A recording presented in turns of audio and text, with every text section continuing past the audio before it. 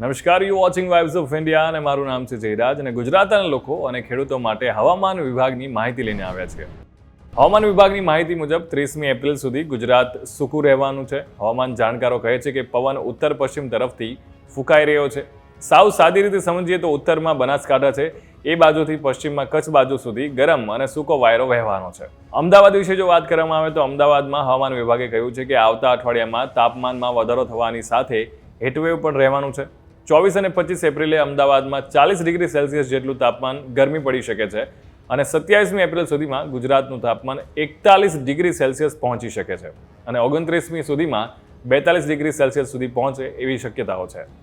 આ હીટવેવને કારણે શાળાના સાહેબો ગાંધીનગરથી કહેવામાં આવ્યું છે કે આખા ગુજરાતમાં શાળાના સમયમાં ફેરફાર કર્યો છે.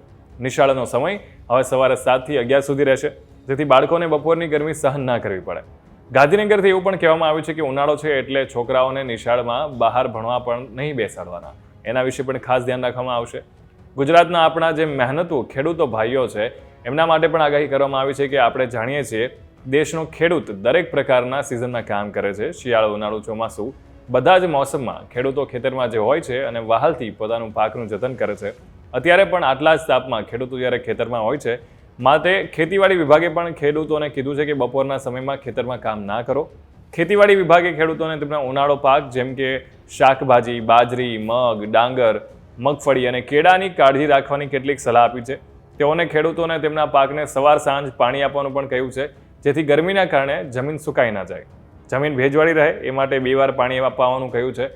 પણ આપણે પણ જાણીએ છીએ કે ઉનાળુ છે, પાણીની તંગી છે, ક્યાંક પાણી હોય, પાણી ના હોય, પણ જેને ખેતરમાં પાણી તે 2 સમય પાણી પાય તો પાક સારું રહેશે. ખેતીવાડી વિભાગે એ પણ કહ્યું છે કે બને તો ફુવારાથી પાણી પાવામાં આવે તો વધારે સારું રહેશે.